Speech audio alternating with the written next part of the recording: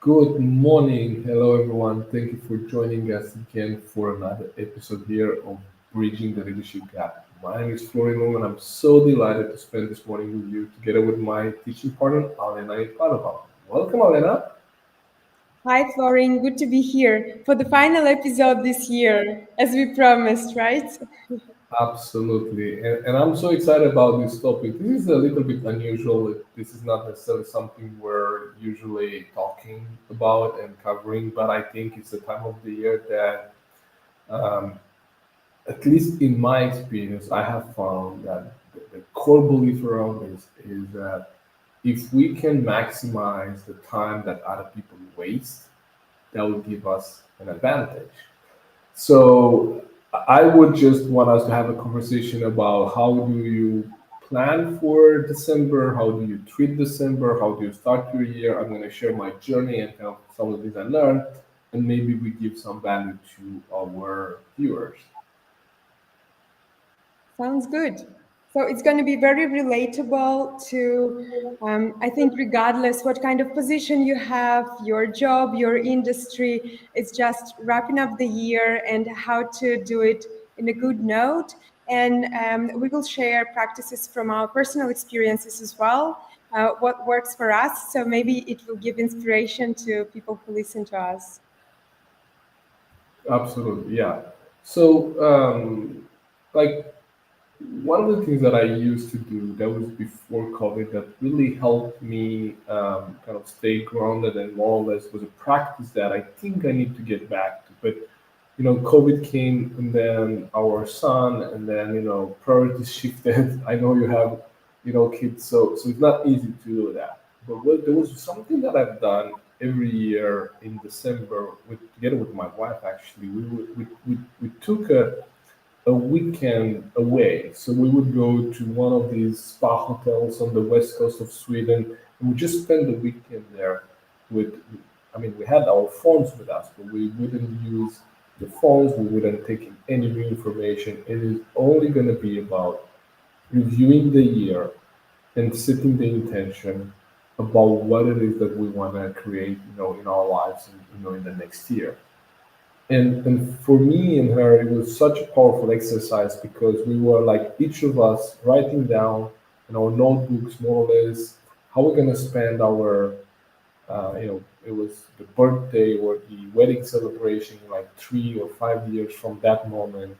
And it was really nice exercise for us to align the visions because sometimes what she wrote and what I wrote was not actually aligned.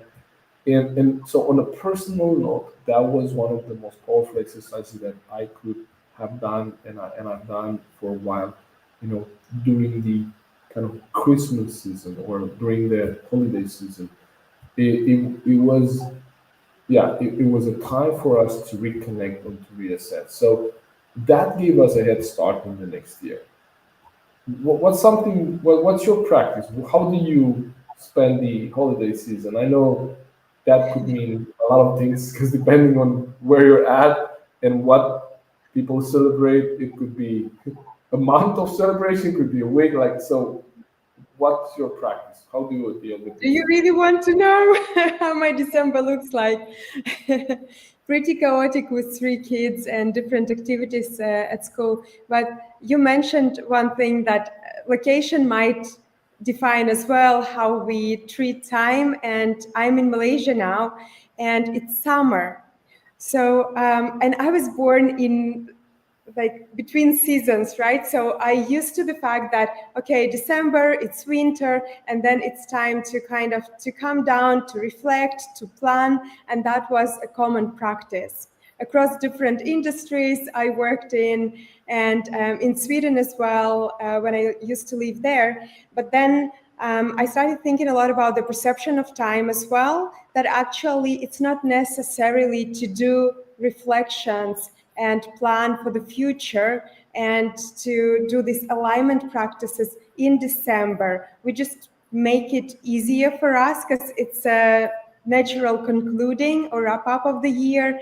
And being in a tropical climate in summer, actually something that changed my perspective. And I started doing some things not in December, but let's say in April or on a regular basis, but it's bind to a different timeline. So again, it depends what kind of timeline we create for ourselves. And one of the practices that I'm applying now, which I find very powerful, is looking at yourself as, for example, today I'm Alena 1.0 version. So what do I need to become 2.0? What did I do this year to come closer? How much closer do I come to that version of me? And this beautiful concept I borrowed from Diana Kander. She was one of the speakers in Nordic Business Forum, and I just fell in love with her. Like the way she positioned that and practices that she gives, really recommend listening to her talks. And applying this Alena 2.0 version, how does it feel? What is she doing? And how can I today step into that version of myself? This is something that you can do not only in December, but on a regular basis, just to check in with you. So this is one of my newest practice this year. Wow, that's so powerful.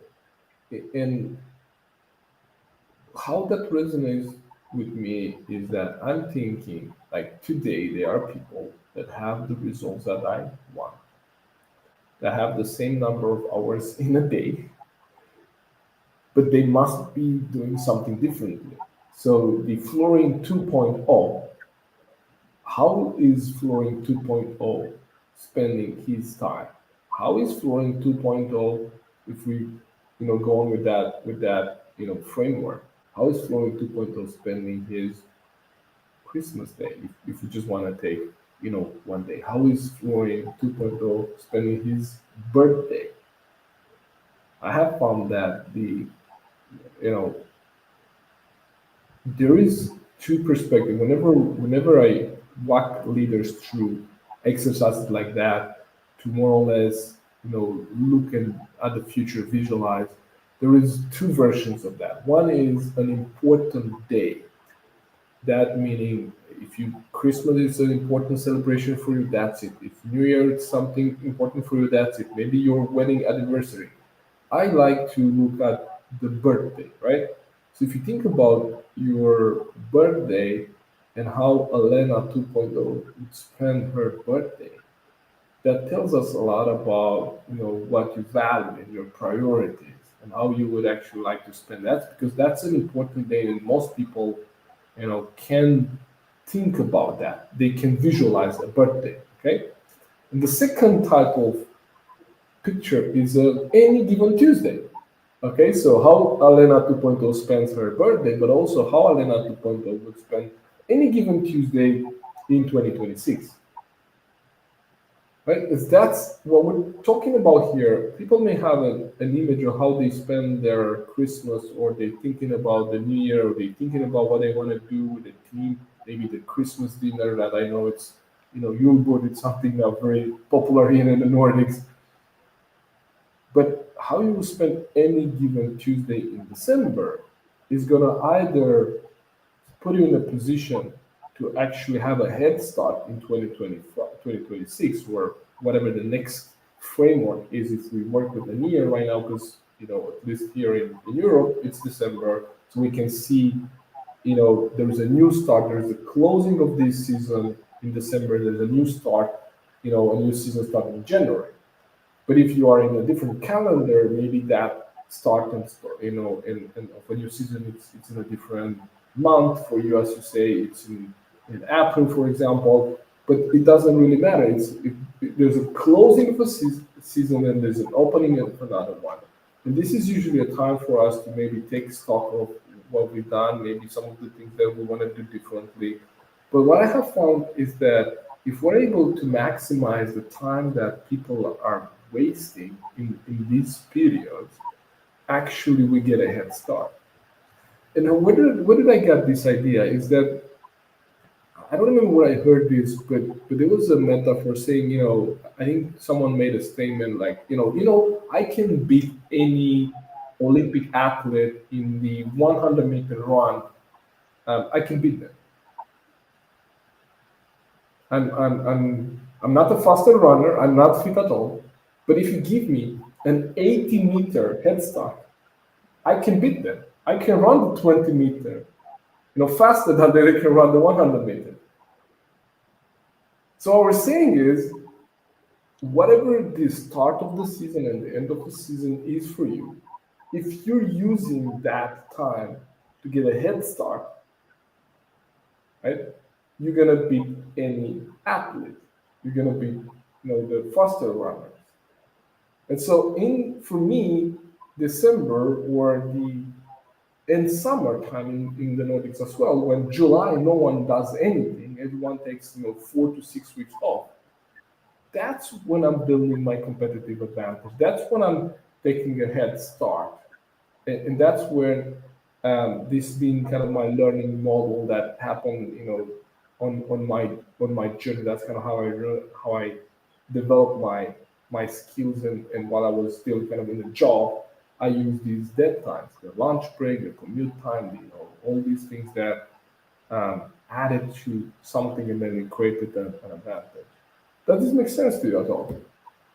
Yeah, I'm curious while I'm listening to you. I want to hear some more examples. As you are speaking about the Head Start, what is Head Start for you? Let's take December now. We are all here.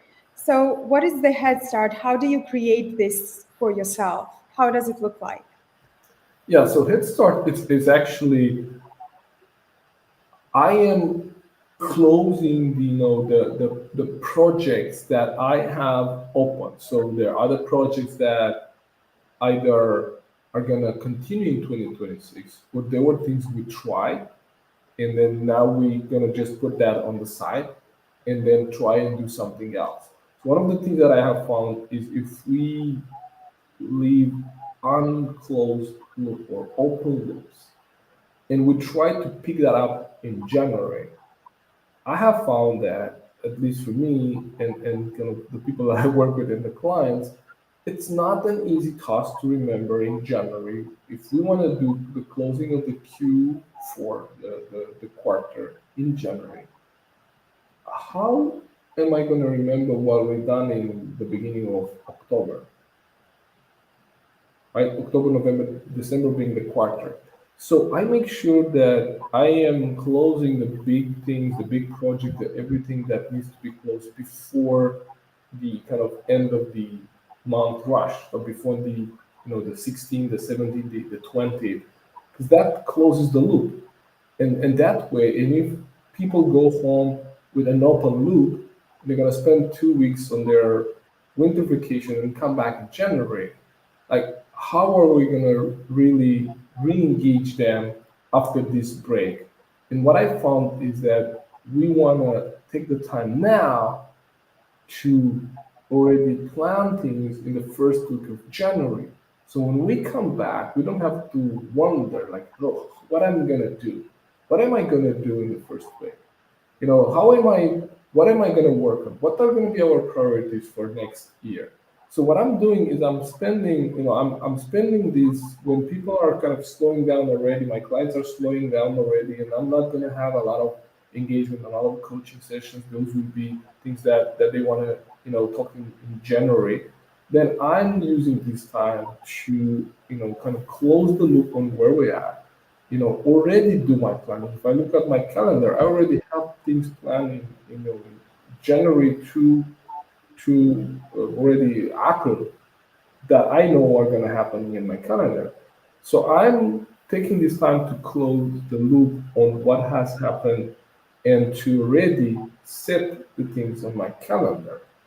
Because I'm also going to take some time off during this Christmas season, and I don't want to be letting January and the first week in January be at the mercy of how I feel when I come back. I want to be Mhm. intentional now. I don't want to let the feeling. Do I feel like working? Do I feel like working on that? Do I feel on? I want to, and also this is what I coach leaders to do for the teams as well. and just put some things on your calendar for January and then leave them there. But at least when you come, say, "Oh, there was a reason why you put this on the calendar. Let's now look at that." That's one part. Intentionality here is very important, I think. And as you mentioned that you're closing the loop and you want to, many people say that we want to come back in January and we want to have a fresh start. People are craving for something, for the new energy, right? So it's just maybe something that we create for ourselves psychologically as well. But I think when I recall back to several conversations I had in my executive coaching sessions, and people shared this state, like weird state that they experience, that they are somewhere in between. And I think exactly like closing the loop, maybe something like this they need. And it just sparked the concept that I hear a lot about, especially after COVID, from Adam Grant, languishing. When you are in this state of it's kind of foggy, it's unclear, so you really want to maybe hang out in this state for a while and then bring more clarity and more purpose. And I think that there is one component that many people miss, at least the patterns that I see in my coaching sessions, that people reflect. They use December to reflect on the past year, which is a good thing. But then this reflection might lock you in the past. So you can be intentional about, you're still intentional about, I want things to be this way instead of that way. But then you kind of lock yourself in the past and you don't create aspiration for the future, exactly the type of energy that people crave in January, right? So for me, it's interesting to explore, and I wonder what's your experience with that? How do you actually create that momentum when you reflect in a healthy amount, but then you also create the aspiration for the future? So there should be something to look forward to. And maybe you can share what is that something that you look forward to in January? Yeah, so I think for me that's kind of easy because my personality and kind of my temperament, it's about the future. I am a visionary. I spend a lot of time in the future more than in the past. And I learned this kind of the hard way. I used to, and I sometimes find myself in that loop to dwell on, not successes, many times on mistakes. So let's say, something that we tried didn't work, or a client that I pitched to, we didn't end up working together. And I would revisit that conversation. I would be kind of stuck in the loop in the past. And I have found that, a good rule of thumb is 24 to 48 hours. That's it. So I give myself 24 to 48 hours at maximum to dwell on that path, to really look at it. If I really want to analyze it, if I really want to take the lesson from it, I'm going to look at it. And that's again, if you think you are persistent, you don't want to make the same mistake twice, you maybe want to learn from that. But after the 48 hours, then I move on. I force myself to move on because otherwise I can get stuck, as you say, in the past and in the loop. What if we would have done that? What if? Well, the challenge is that we will never know what if. And what if? How would you know if you would have chosen something different? How would you know if? How would I know if I wouldn't have moved to Sweden? How would I know if I wouldn't have, quit my corporate job? How would I know? I would never know. So why spend time there? But also the same is true also for celebrations, right?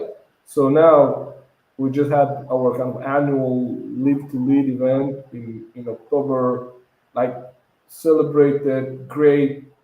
Then 2 days later, I was thinking, okay, so next year we have a date, 22nd of October 2026. So I already started planning next year, right? So that's a rule for me. So you need to give yourself a time frame to think about a past, both for successes and for celebrations, but then move on and actually think about the future and plan the future. For me, it's kind of easy. I'm not spending a lot of time in the past, but I know for others it's not as easy. The more analytical individuals, they spend more time analyzing and looking at situations. And so if you give yourself a time frame, that will be a prompt for you. Okay, it will be a prompt. Okay, so but I said that I only gonna spend 48 hours on this. So having a time frame, whatever that is for you, if you feel comfortable with 7 days, do that. But whatever it is for you, the faster you move on to the future, the more chances you have to design it. Because here's what I know: yesterday And and tomorrow is not yet here. yeah, yeah, So, that's true. so the only thing we can change is the future, not the past. I'm thinking now about like our reflections here because we run our own business and we might be in a different situation. And then we also have people who, for example, are in different roles and they might lead teams, right? So we have twice like double job here to create this energy for ourselves, to motivate ourselves, to close the loops. And then we also have a responsibility to bring people on board and create this energy for them because we also talk about engagement, motivation, work satisfaction, all those things we want to refresh and bring them to the next year. So what could be the practices in your experience that can help you? Let's say you're a manager and you have a team, and then you really want to give this head start to your team to get back in January, to feel the energy is refreshed. What could be super practical that people can do to actually go one level up closer to 2.0 version with your Yeah, team? yeah. I think that's a great question. And what I was doing when I was leading my team, and what I guide some of my clients to do is to actually use this time differently. What I mean by that is this is the time that is very easy to overlook. There is in when you close a loop, when you close a season like December right now in Europe, things tend to slow down. Your clients, your suppliers, your stakeholders are going to slow down. And that's the moment when you want to accelerate, but not accelerate on focusing on them. Because if you are a manager in today's world, probably you have to balance and juggle your priorities between the clients, the suppliers, the stakeholders, and your team. So, what I advise is that in this moment, you put your team first. The way you create that excitement for the future, the way you spend time to close the loop with your team is because you have fewer client meetings than you could have more time with your team. And I'm not saying that you should have, a Christmas party or another, Yule Good or Christmas dinner. Those are part of it. But that's not where you create a connection. That's not where you give people feeling that they are seen, that they are included, that you care about them. Is you gonna guide your team? So what we share is good for you as individual, but also how do you guide your team through the same process? So it's your job as a leader, as a manager, to actually now plan some time. So if your December is slower, plan some one-on-ones with your team and then guide them through the same process. Hey, it's December. Let's look back a bit, depending when you had the last review. Let's look back at the last couple of months. How does it feel for you? How was work? What are you excited about next year? Right? What do you love about working here? What are you excited about next year? So many times we don't ask this question. I mean, you have your own clients that you work with and you coach.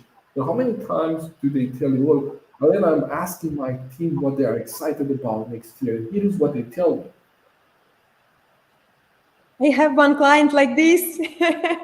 Well, they're the who exception. also, who also organized and she's working with remote team, and she organized like remote celebration for the team, not just like for Christmas, but it was for the team. And this is incredible what you can do. But then you also need to think energy wise in order to be creative, in order to be curious about people. You want to have this energy with you. And if you don't have it, then you need to work on that. I think to generate it and to find the ways, and also to get some inspiration, seeing how others are doing that, because there are so many ways to add the spark and to add this appreciation, which is genuine. It's not something, it's not like scheduled one-on-one or performance review. This is something that you do from your heart. And when you mentioned, Florin, that use this time for one-on-ones, I had immediately in my head that this is the, you need to have conversations. This is the time to have conversations, not just for the sake of, it's because of connection with people, but also this is the time of the year when people feel this in the air. So you have all of those small things going on. The environment is changing. People are looking forward to something. So it gives a little bit more openness, I would say. So it's a good time to have those conversations, and use them to connect with people better, right? Absolutely. Ask them how they're gonna spend this Christmas. We're gonna learn a lot of things about them. And you know, people are not coming to work because they're. I mean, of course, we have a lot of motivated, talented, individuals want to make an impact, a change. But we also have people on our teams that come to a job. So they come to a job to finance their private life. And then if we are, ignoring that, we're leaving out a big motivator for people. So learning and asking how are you going to spend your year end?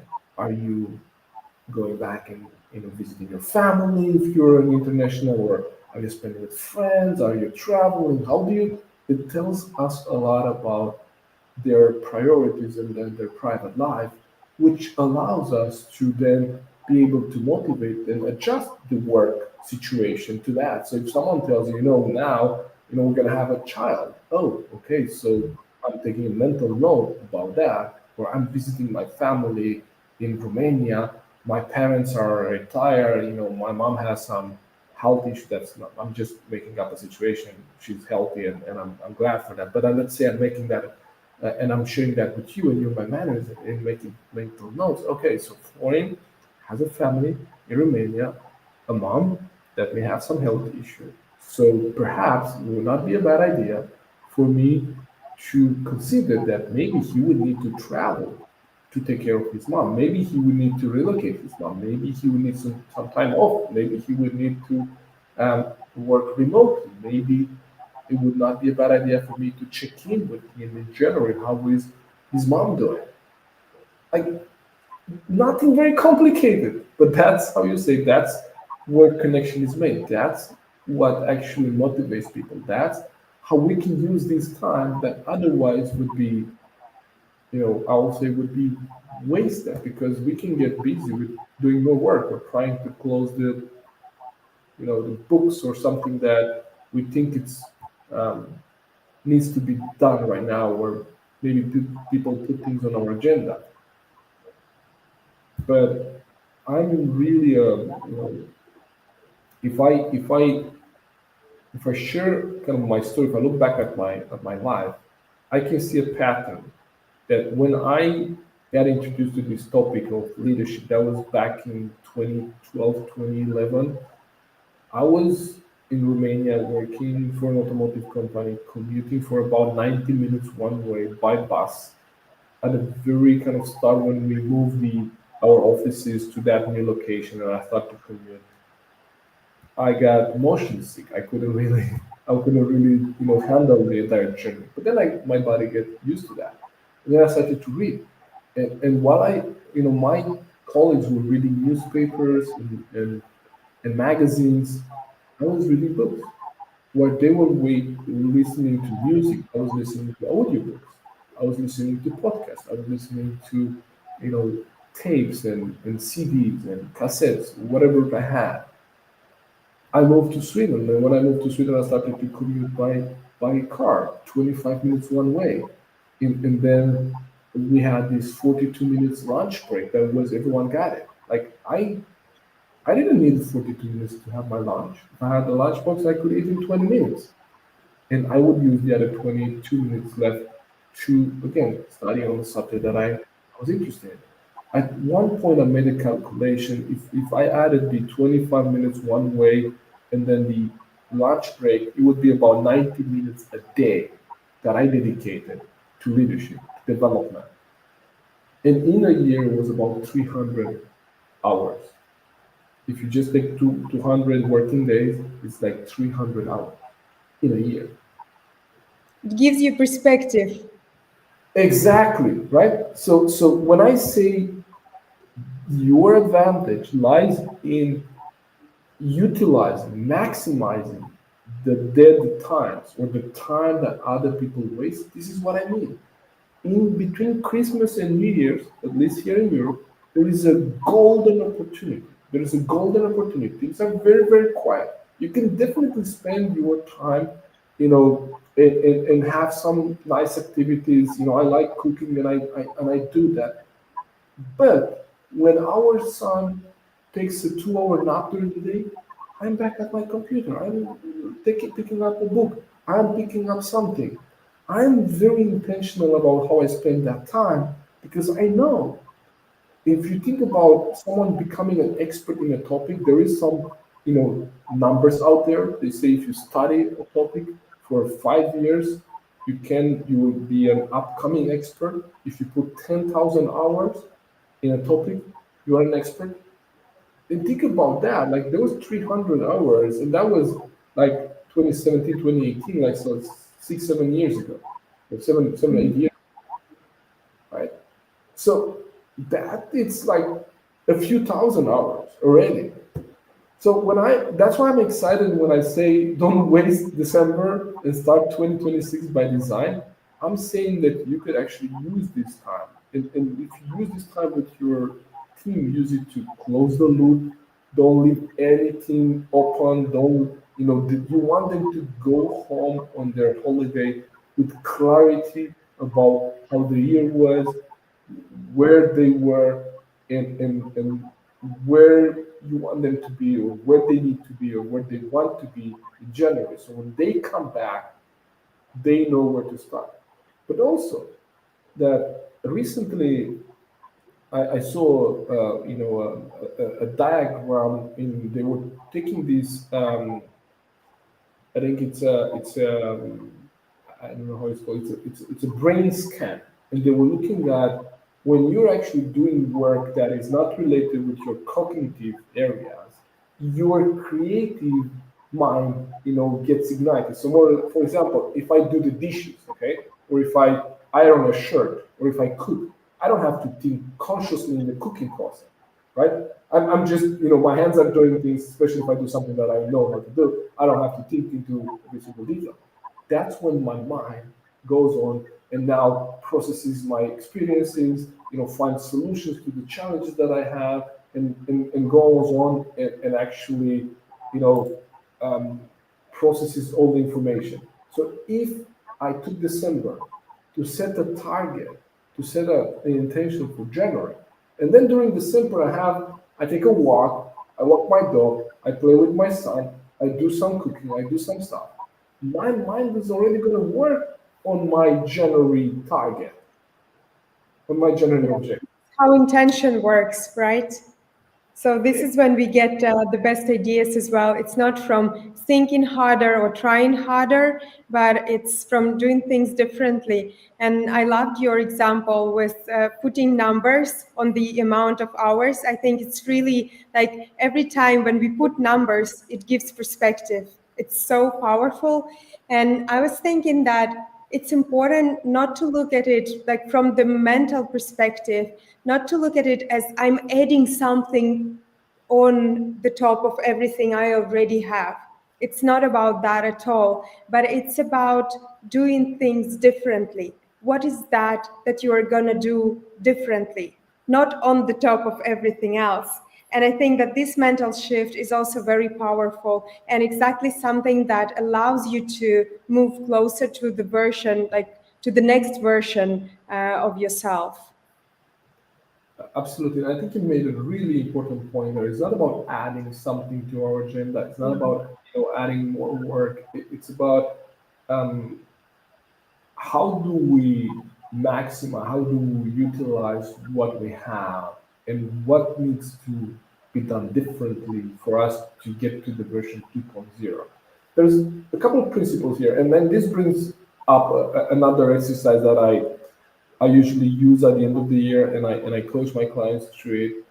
But before I go to that exercise, it is the 5 questions that I ask myself at the end of every year or every kind of project or every season. But before I do that, we can look at days and time as suitcases. Okay, we each have every single day a suitcase of the same size. Your day and my day has 24 hours. Okay, same size. And yet, some people manage to pack more in their suitcases than others. So the idea is not that we're looking for a bigger suitcase, that we want to be overwhelmed, or it's like, how do we pack more valuable, more meaningful activities in our suitcases? And so the exercise that we go through is 5 questions. You know, what do you start? What do you stop? What do you keep? What do you do more of and less of? So start, stop, keep, do more, do less. And if it's not do, then another verb. But this is 5 questions that if you spend a bit of time in your December here, to just think about, okay, so looking back at this year, looking back at this quarter, looking back at December, what will I have to stop doing to get to the version 2.0? What would I have to start doing? What works well? What do I keep doing at the same level? What do I need to do more of or less of? So if you go through these 5 questions and put 2 or 3 things in each of these categories, you have already a plan for January. So this is a good advice to take. And I think that we are going to wrap up on this beautiful note. Should we summarize with the practices? What do you think, Florin? I think so. Yeah. So if I'm looking back, so more or less what we want to pass on, the message that we want to pass on, we overestimate the impact or what we can do in 1 year, and we underestimate what we can do in 1 day or 1 month or 1 hour. And we're underestimating the compounding effect of those minutes and hours. So what we're saying is, it's very easy to think about 2026 as a long year and then postpone this and procrastinate and do this in January. So the whole idea is, if you maximize, if you utilize the time that other people are wasting, you're going to have an advantage. The head start and the metaphor that we use with the athlete, that if you use your December to get your 80 meters head start, then you can actually beat anyone in January. And then if you close the loop on the things that are open and you put some intentions for January, your mind is going to work on that while you're enjoying your holidays. And I think the 5 questions, right? What do you start? Mhm. Yeah. Start, stop, keep doing, do more, do less. I think that's kind of, summarizing. Did I Yeah. miss something? Yeah, you've done it perfectly. And I just add about this 2.0 version. Think about it, how close you are to this. Create this vision, and we talked today about vision and generating energy for the next year. You should have something you look forward to. You should wake up and feel excited. If excitement is not there, if you're not looking forward to your day, then something is off and you need to work on it, right? So we are here to make a difference, not only for ourselves but for others as well. So think about it, create the version of 2.0 version of yourself. How do you feel? What's your being? And what's different there, and then you can use it as a baseline for the evaluation. How close am I to this version today? And use this in December and continue building up in January as well. It's going to be helpful. It's coaching. It all comes from coaching. So this is also a sign how powerful coaching can be in our growth, in our energy, how we show up for ourselves and for others. So I hope that we managed to give some of the practical tools and some inspiration as well today in this very informal and quite unusual for us conversation, right, Florin? Yeah, First conversation in this type of format. yeah, and I think with the age of AI, this informal conversation, from the heart, not scripted, I think are going to be more valuable. People are going to want to hear, how you're doing, how I do it, the 2.0, the practices, the tools, and these are, the experiences, that they wouldn't otherwise get. Like if you use any AI tool, they're going to give you some good answers, right? But they lack the context, they lack the experience, they lack the emotion. So I think that's what we hope to give you with these live discussions. And today was more like a closing of the season. So if you've been with us for this year and you're following these conversations, we thank you for that. Thank you for engaging in the comments today.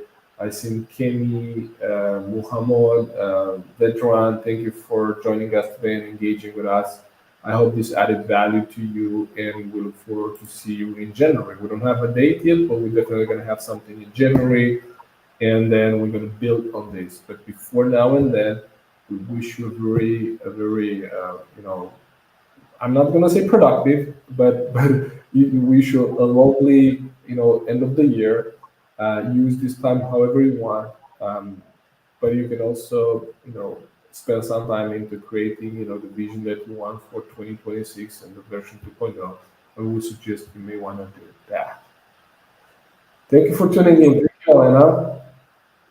Thank you, Florin. It was a pleasure. Yeah, thank you for being my teaching partner this year. All right. I look forward to see you in January, everyone. All right. Take care. Bye bye. Bye bye. Thank you